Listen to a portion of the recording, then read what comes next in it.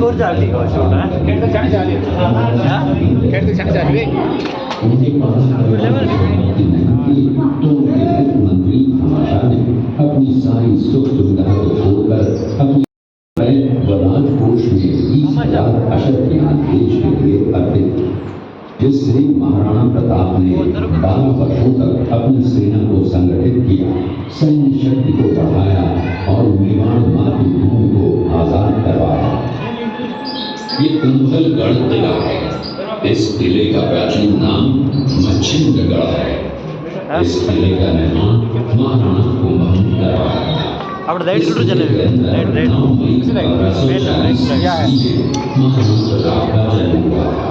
इस किले की ऊंचाई समुद्र तल से 3,568 फीट की है। इस किले की दीवार 36 किलोमीटर तक फैली हुई है। इस दीवार का नाम ग्रेट वॉल ऑफ चाइना के बाद द्वितीय पायदान पर दर्ज है। इस किले के अंदर 360 प्राचीन मंदिर हैं। उन मंदिरों में से जग प्रसिद्ध महादेव का मंदिर सबसे प्राचीन है। कुंभलगढ़ किला यहाँ से 65 किलोमीटर की दूरी पर है। ये दृश्य मेवाड़ की प्राचीन राजधानी चित्तौड़गढ़ का है। इसी किले के अंदर महाराणा प्रताप का बचपन बीता था। इस किले की तलहटियों में महाराणा प्रताप ने अपने गुरु से शिक्षा प्राप्त की थी। ये किला 12 वर्ग किलोमीटर में फैला हुआ है। इस किले पर जब भी विदेशी आक्रांताओं ने आक्रमण किया और उस आक्रमण में कोई भी राजा व सैनिक वीर गति को प्राप्त कर लेते तो उनकी पत्नियां वीरांगनाएं अपने सतीत्व की रक्षा करने के लिए जलती हुई अग्नि में कूद प्राणों को त्याग देती थी, जिसे हम जौहर कहते हैं। चित्तौड़गढ़ में 3 मुख्य बड़े जौहर हुए थे।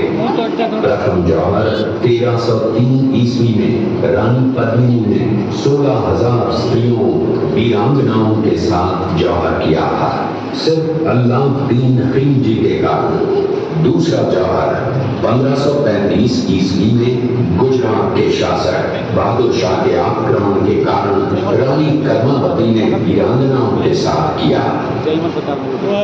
और तीसरा जौहर 1568 ईस्वी में जब अकबर ने चित्तौड़गढ़ पर आक्रमण किया, उसी समय रानी फूलकुंवरी ने 7,000 वीरांगनाओं के साथ जौहर किया।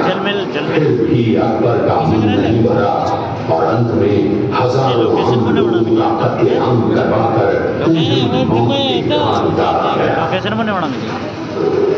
इस किले में देखने योग्य विजय स्तंभ है, कीर्ति स्तंभ, मीरा मंदिर, जैन मंदिर, कालिका माता मंदिर, भामाशाह हवेली, कुंभाश्याम मंदिर, फतेह प्रकाश महल है।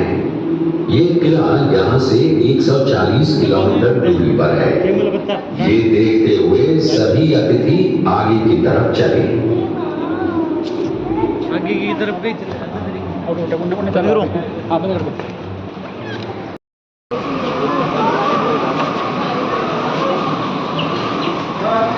ये शेरपुर गांव का दृश्य है। अब्दुल रहीम खान खाना अजमेर का सूबेदार था। जब वो शेरपुर पहुंचा तब इसका पता कुंवर अमर सिंह को चला, जो महाराणा प्रताप के पुत्र थे। अमर सिंह ने शेरपुर छावनी पर अचानक आक्रमण कर दिया। उस आक्रमण में मुगल सेना में भगदड़ मच गई। मुगल सेना को अपनी छावनियों को छोड़कर भागना पड़ा। छावनियों के अंदर से लूटा हुआ माल व अब्दुल रहीम खान खाना, जिसकी बेगम आनी खान को बंदी बनाकर महाराणा प्रताप के सामने पेश किया गया। तब अमर सिंह पर महाराणा प्रताप क्रोधित हुए और कहा, जहां से इस नारी को बंदी बनाकर लाए हो, इसे पुनः ससम्मान लौटा कर आओ। महाराणा प्रताप ने कहा, हमें नारी से कोई दुश्मनी नहीं है, हमें तो देशद्रोहियों से दुश्मनी है, जिन्होंने चारों तरफ आतंक फैलाया है। महाराणा प्रताप के आदेश का पालन करते हुए कुंवर अमर सिंह ने उस मुगल नारी को ससम्मान छावनी तक पहुंचाया।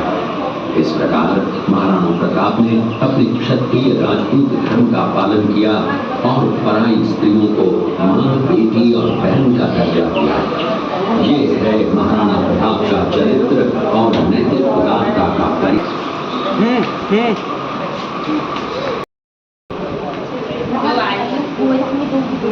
आप लोगों ने चित्तौड़गढ़ का दृश्य देखा। उसी किले के अंदर की ये घटना है। मेवाड़ की एक ऐसी मां थी जिसने अपने पुत्र का बलिदान देकर राजवंश की रक्षा की थी। उस मां का नाम पन्नाधाय था। पन्नाधाय जाति से गुर्जर थी। वो एक राजकुमार की धाई मां थी। दूसरी तरफ हाथ में तलवार लिए खड़ा ये बनवीर सिंह एक दासी पुत्र है। ये कुंवर उदय सिंह की हत्या करके मेवाड़ की राजगद्दी प्राप्त करना चाहता था। एक रात्रि बनवीर सिंह को मौका मिला। वो राजकुमार उदय सिंह के बड़े भाई विक्रमादित्य सिंह की हत्या करके राजमहल की तरफ आगे बढ़ा। इसकी सूचना पन्नाधाय को लग गई। कुछ समय तक पन्नाधाय चिंतित हुई। तभी पन्नाधाय ने अपने पुत्र चंदन को राजसी कपड़े पहनाकर पलंग पर सुला दिया और उदय सिंह को एक टोकरी के अंदर छिपाकर पत्तों से ढक के महल के बाहर निकालकर गुप्त रास्ते से कुंभलगढ़ भेज दिया। बनवीर सिंह जब तलवार लेकर राजकक्ष में आया तो उसने पन्नाधाय से कड़क आवाज में उदय सिंह के लिए पूछा तो पन्नाधाय ने चंदन की तरफ इशारा किया। बनवीर ने चंदन को उदय सिंह समझकर चंदन की हत्या कर दी और ये समझने लगा कि मैंने राजकुंवर उदय सिंह को मार दिया। वही राजकुंवर बड़े होकर राजा बने और अपने नाम का उदयपुर नगर बसाया जो यहाँ से 40 किलोमीटर दूर है। और उन्हीं के पुत्र महाराणा प्रताप हुए जिन्होंने हल्दी घाटी का युद्ध लड़ा और आज हम लोग उनका इतिहास यहाँ पर देख रहे हैं। ये देखते हुए सभी अतिथि आगे की तरफ चले।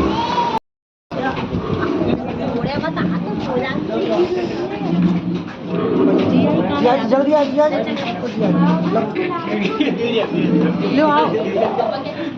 ये वीडियो बना लो उसकी राहुल ने दी। ये घटना महाराणा प्रताप की वीरता को दर्शाती है। एक समय नरभक्षी बाघ का आतंक छाया हुआ। महाराणा प्रताप ने उस बाघ का शिकार कर उस बाघ को मार डाला। ये घटना महाराणा प्रताप की वीरता की प्रतीक है। कृपया अब आप इस दृश्य में देखिए महाराणा प्रताप अपनी प्रतिज्ञा का पालन करते हुए। महाराणा प्रताप ने प्रतिज्ञा की थी कि जब तक अपनी मातृभूमि को शत्रुओं से मुक्त नहीं कराऊंगा तब तक न तो मैं महलों में रहूंगा, न किसी धातु के पात्र में भोजन करूंगा, न किसी गद्दी के बिछौने पर सोऊंगा। पत्ते ही भोजन के पात्र होंगे, जमीन ही बिछौना होगा। इस प्रतिज्ञा का पालन उन्होंने 21 वर्षों तक जंगलों में रहकर किया। इस दृश्य में देखिए महाराणा प्रताप वृक्ष के नीचे बैठकर पत्तों पर खाना खाते हुए। इसी कारण हम आज भी महाराणा प्रताप को श्रद्धा व सम्मान से याद करते हुए देशभक्ति की प्रेरणा प्राप्त करते हैं। ये देखते हुए सभी अतिथि आगे की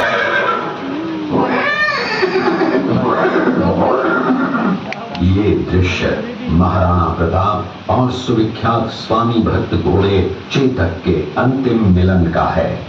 हल्दी घाटी युद्ध के बाद चेतक घोड़े ने 22 फीट के एक बरसाती नाले को पार किया। ये उसी समय का दृश्य है। पास में खड़े महाराणा प्रताप के छोटे भाई शक्ति सिंह हैं जो पहले मुगल सेना में थे। बाद में वो महाराणा प्रताप की तरफ आए, माफी मांगी और अपना घोड़ा महाराणा प्रताप को दिया। ये देखते हुए सभी अतिथि आगे की तरफ चले।